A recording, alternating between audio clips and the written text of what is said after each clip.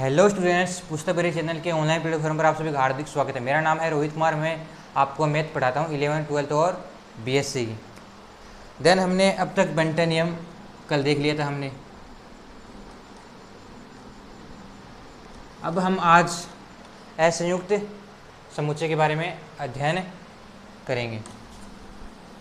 अब सबसे पहले तो आता है असंयुक्त समुच्चय कहते किसे हैं।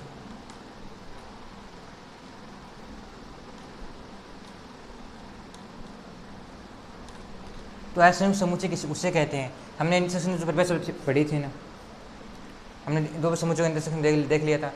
तो जिनका इंटरसेक्शन यदि फाई आ जाए दो समुच्चयों का, तो उससे असंयुक्त समुच्चय कहते हैं। यानी A intersection of B equals to क्या आ जाए, फाई आ जाए, तो देन उससे हम क्या कहेंगे, डिसजॉइंट ऑफ सेट, यानी असंयुक्त समुच्चय, डिसजॉइंट समुच्चय कह देंगे। चलो हम परिभाषा लिख लेते हैं। माना दो समुच्चय ए तथा बी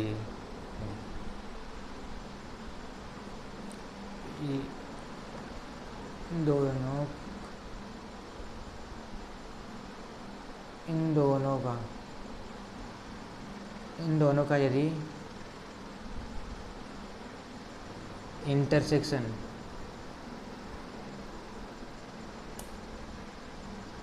यदि फाई है तो वह डिसजॉइंट सेट कहलाएगा। डिसजॉइंट अब हम इसे कहते हैं A intersection of B equals to phi, ये हमें याद रखना है। अब हम एक एग्जाम्पल के थ्रू समझ लेते हैं। एग्जाम्पल थ्रू समझ लेट हमने माना कि ए सेट है एक, जिसमें एलिमेंट है 1 2 और 3। ए बी सेट है ए बी और सी। देन हमें ए इंटरसेक्शन ऑफ बी काटना है। इसमें क्या कोई कॉमन अवयव है? बिल्कुल भी नहीं। इसमें एक भी अवयव कॉमन नहीं, अर्थात दोनों में मिलता जुलता नहीं है। अर्थात हम कह देंगे इसमें अवयव है। देन ये सेट क्या है, डिसजॉइंट ऑफ सेट। अब हम पढ़ेंगे दो समुच्चयों का अंतर, difference of the two set. अब हम पढ़ेंगे difference of the two set, दो समुच्चयों का अंतर। सबसे पहले हम देखते हैं कि इसको लिखते कहते हैं, इसे लिखते हैं ए माइनस ऑफ बी, यानी एक सेट है ए है, दूसरा सेट है बी। देन इसको ए में से बी, ए को बी में से घटा दिया, देन वो क्या बच गया, ए माइनस बी। ये दो समुच्चयों का अंतर होगा। इसको इस प्रकार लिखते हैं। अब इसको परिभाषा के रूप में लिखते हैं, equals to x of x, x belongs to A तथा x not belongs to B. इसका मतलब है कि ये जो परिभाषा है ये कहती है कि एक्स यदि ए में है, तो यदि एक्स का कोई एलिमेंट, यदि एक्स कोई एलिमेंट है वो ए में विद्यमान है, तो वो बी में नहीं होना चाहिए, ये कहती हैं। तो देन हम ये कह सकेंगे कि यदि माना दो समुच्चय ए तथा बी इस प्रकार है कि यदि उनमें यदि ए सेट में विद्यमान है, ये सेट में विद्यमान, तो है बी में एलिमेंट विद्यमान नहीं होना चाहिए। तो देन अब हम देखेंगे डेफिनेशन, तो लिख लीजिए। माना दो समुच्चय ए तथा बी इस प्रकार है कि वह ए माइनस बी सेट कहलाएगा यदि ए सेट ए माइनस बी, यदि ए सेट कहलाएगा ए माइनस बी उस सेट का वह सेट है, जो समुच्चय है जो जिसमें ए के उन सभी अवयवों से जो बी में ए के उन सभी अवयवों का सेट है जो बी में विद्यमान नहीं। ये है परिभाषा। वैसे लेंथी मैंने ज़्यादा लिख दी है ना। तो देन इसको हम लिखेंगे ए माइनस ऑफ बी से, देन इसकी डेफिनेशन होगी ए माइनस, मैथमेटिकल डेफिनेशन क्या होगी, A minus B equals to x that x belongs to A तथा x not belongs to B, x not belongs to B. तो हम ये कह सकते हैं माना ए तथा बी दो समूचे, तब ए तथा बी का अंतर है ना ए माइनस बी, ए है वो उन सेट का समूचे जो बी में विद्यमान नहीं है। इस प्रकार भी हम लिख सकते हैं। मैंने बहुत लहन तो देखने से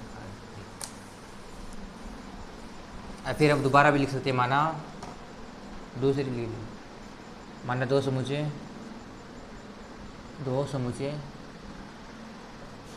ए तथा बी है, दो समूचों का अंतर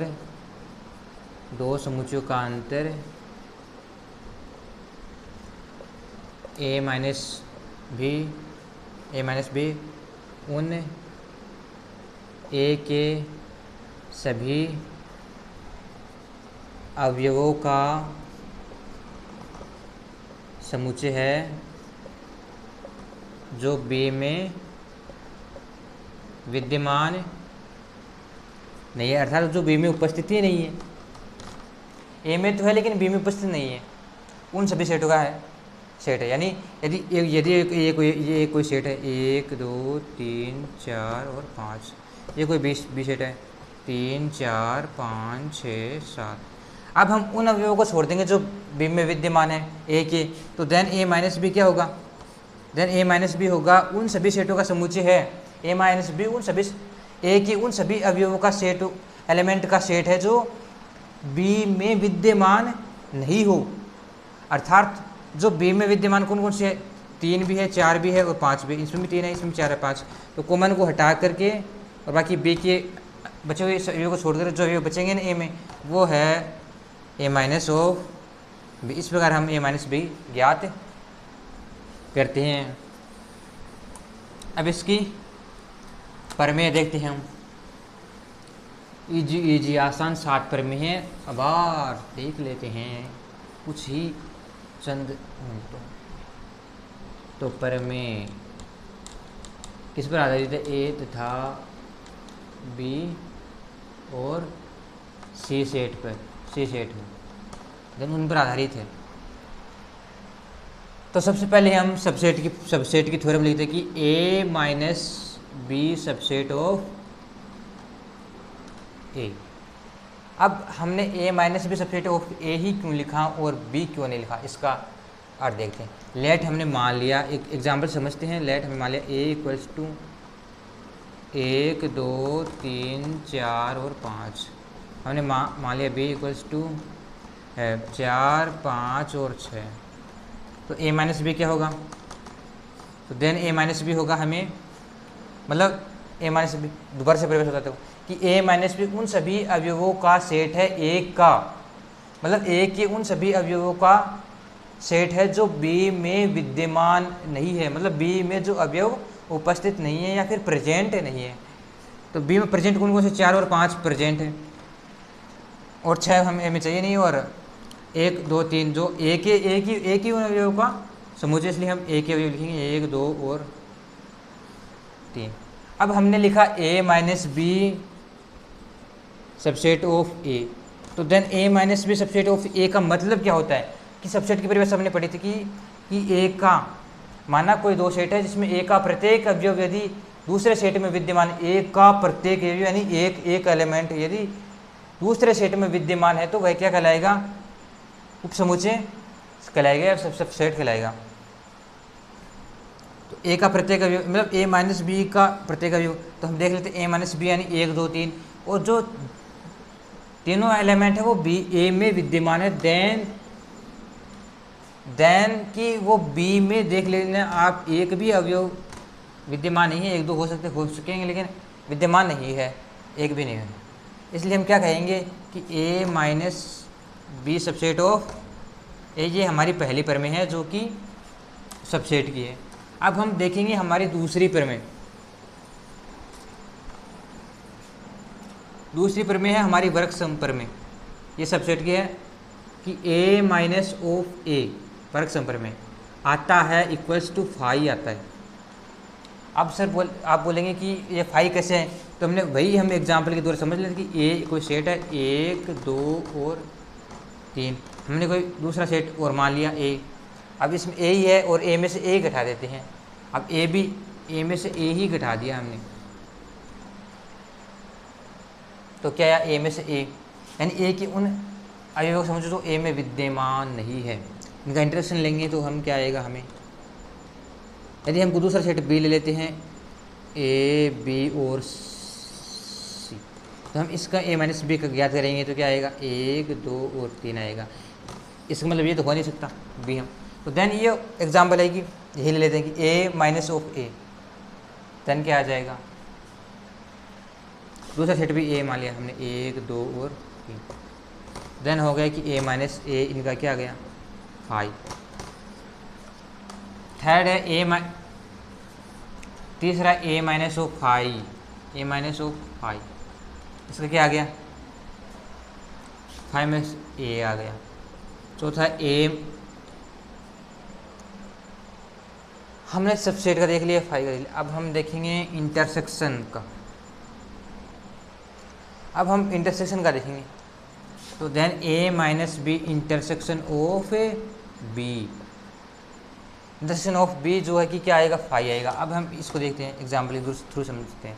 लेट हमने ए मान लिया, ए कोई सेट है 1 2 3 4, बी मान लिया हमने 4 5 और 6, तो हमने ए माइनस बी ज्ञात किया। ए माइनस बी कैसे ज्ञात करते हैं, जो कॉमन अवयव उनको छोड़ देते हैं, ए के बाकी के अवयव हम लिख देते हैं, वही क्या हो गया 1 2 और 3 ये आ गया। तो A minus B intersection of B, intersection of B क्या है बी 4 5 और 6। क्या आपको कोई भी अवयव मिल रहा है बी का, ये बी है, ये है बी है, तो हम A minus B intersection of B, तो क्या आपको मिल रहा है क्या इसमें कोई अवयव कॉमन, इस सेट में कोई कॉमन अवयव है क्या, नहीं है, तो हम क्या है फाई। तो देन हम क्या कह सकते हैं A minus B intersection of B equals to phi आएगा। देन हमारी पांचवी प्रमेय है A minus B union of A equals to, हम देख ही लेते हैं क्या आता है। लेट हमने वही हमारा घिसा पिटा एग्जाम्पल मान लिया, ए बराबर 1 2 3 4 और 5, बी बराबर ए बी सी और डी और A intersection B A minus B और A minus of B, A की उन सभी अवयव जो बी में विद्यमान है। तो देन इसमें ए के ओल के ओल एलिमेंट आ जाएंगे, देन ओल के आ जाएंगे 1 2 3 4 और 5। अब हमें यूनियन लेना है किसके साथ, ए के साथ। तो ए के साथ हम जब भी हम यूनियन लेते हैं ना दो सेट का, तो हम कभी भी अवयव है वो रिपीट नहीं करते हैं, जबकि अवयव क्या लिखते हैं, अवयव repeat note allowed, repeat note allowed of element, मतलब अवयव का जो रिपीटेशन है वो है नहीं, और लेते हैं सभी एलिमेंट, यानी दो समूह के दोनों सेटों के लेते हैं हम दोनों के ऑल एलिमेंट, ठीक है। ठीक है, ये होती है यूनियन की परिभाषा जो हमने पिछले लेक्चरों में देख ली है। देन उसका क्या आएगा, यूनियन क्या आएगा, ए माइनस बी तो आ गया है वही 1 2 3 4 और 5। अब हम हमें लेना है यूनियन ऑफ ए से, ए क्या है ये रहा ए, अब ये शीट पर रिप्रेजेंट नहीं करते तो हमारे पास आ गया वही 1 2 3 4 5, जो क्या है इसमें ए है वही आ गया। तो देन हमारा क्या आ गया ए माइनस बी यूनियन ऑफ ए क्या आ गया, ए ही आ गया। देन हमारी ये पांचवी थ्योरम भी कंप्लीट होती है। अब हमारी आती है छठी थ्योरम,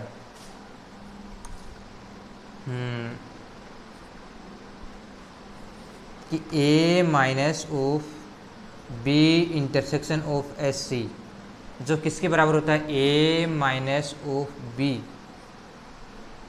इंटरसेक्शन, तो यूनियन में और A minus of S C, अब आप पूछते इस थ्योरम को हम याद कैसे रखें, तो इस थ्योरम को हम याद मत तो ऐसे याद रखें, देखो इस एक ए माइनस को अंदर गुणा करता जाता हूँ, इसको ए माइनस ऑफ बी आ जाएगा, फिर कोष्टक, फिर इंटरसेक्शन को यूनियन में बदल देता हूँ और ए माइनस ऑफ सी ऐसे याद करके रखता हूँ।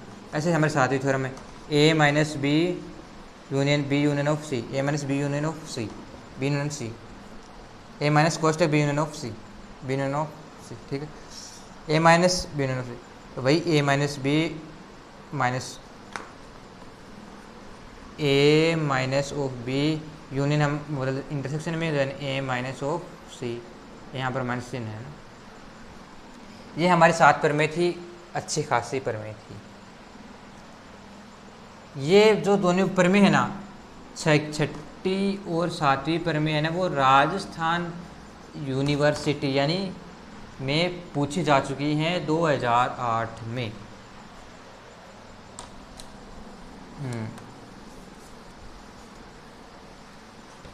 ये दोनों प्रमेय 2008 में राजस्थान यूनिवर्सिटी में पूछी जा चुकी है। देन अब हम एक दो एग्जाम्पल कर लेते हैं अंतर समुच्चय का। तो लेट अंतर समुच्चय ए माइनस ओ बी, यानी लेट हम मान लेते हैं कोई सेट है ए इक्वल्स टू है 1 2 3 4 5 6, B equals to 4 5 6 A B of C. Then हमें चाहिए ए माइनस बी, तो ए माइनस बी उन सभी अवयवों का समुच्चय जो ए के उन ऑल एलिमेंट का सेट है जो बी में प्रेजेंट नहीं है। बी में प्रेजेंट क्या है, 4 और 5 और 6 भी प्रेजेंट है। देन उनको छोड़कर हम ऑल एलिमेंट लिख देते हैं, 1 2 और 3। ये हमारा आ गया ए minus of B.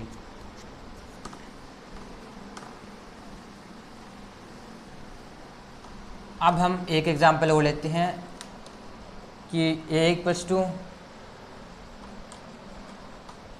1 2 4 6, B equals to 1 3 4 5, 1 3 4 और 5। अब हमें चाहिए ए माइनस ऑफ बी, तो देन हम ए माइनस बी याद करते हैं। कॉमन एलिमेंट कौन सा है, ये ए का एलिमेंट बी में एक विद्यमान है, दूसरा 2 नहीं है, तो देन हमारा एक 2 अवयव आ गया। 4 विद्यमान है, 6 विद्यमान है, तो 6 आ गया। तो देन हमारे पास ए माइनस बी हमने ज्ञात कर लिया 2 और 6। लेकिन हमने अब तक वेन आरेख नहीं देखा इनका कि ए माइनस बी का वेन आरेख, वेन डायग्राम कैसे बनता है। तो हम देख लेते हैं ए माइनस बी का वेन डायग्राम यानी वेन आरेख है। ये हमारे पास ए माइनस ऑफ बी, जो हमारी आयत है वो यूनिवर्सल सेट को रिप्रेजेंट करती है, इतना तो आपको पता ही है। ये एक आयत, ये हमारी दूसरी आयत,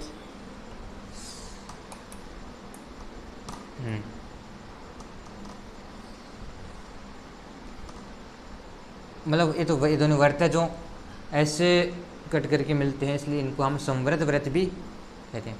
अब हमें बनाना है A minus of B. A minus B का मतलब हमें चाहिए कि कौन क्या स्थान से, हमें चाहिए ए का वह स्थान जो बी में तो विद्यमान है, उसको तो हम छोड़ देंगे। यदि हम यदि ए का कोई स्थान यदि बी में चला जा रहा है, ए का यदि कोई स्थान है वो बी में चला रहा है, तो उसको हम छोड़ देंगे। तो ए का वह स्थान ए माइनस बी में आएगा जो ए का वह स्थान आएगा जो बी में नहीं जा रहा है। तो ए का इतना स्थान आप देख रहे होंगे कि ये बी में आ रहा है, ए का इतना स्थान, इतना। तो इसको हम छोड़ देंगे, तो ये आ गया ए माइनस बी का हमारे पास वेन आरेख है। अब हम मेन डिमांड ही देते हैं। ठीक है, एक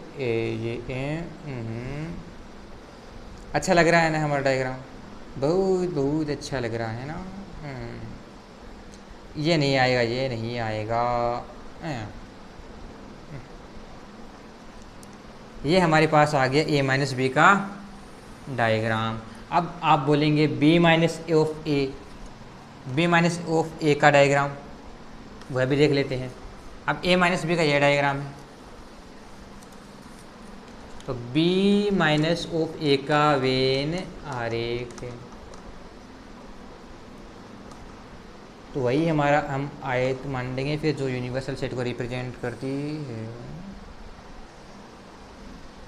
ये एक आयत, ये दूसरी आयत जिनको हम समवृत्त वृत्त कहते हैं, वो जो सेट को रिप्रेजेंट करती है, ये ए को और ये बी को, हमेशा ये बी माइनस ऑफ ए, यानी बी का वह क्षेत्र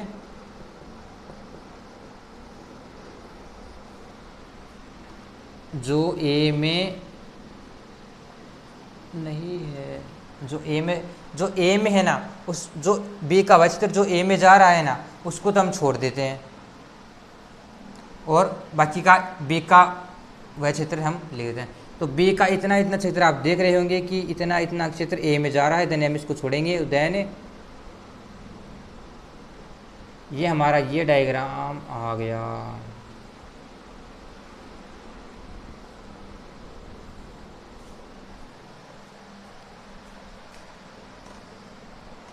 इतना इतना डायग्राम आ गया, ये लाइन, दूसरी लाइन, तीसरी, चौथी, 5 6 7 8, ठीक है, ये हमारे बी माइनस है। तो आप देख रहे होंगे कि हम इस प्रकार हम क्या कह सकते हैं, हम एक स्टेटमेंट दे सकते हैं कि A minus B not equals to B minus of A. अब हम एक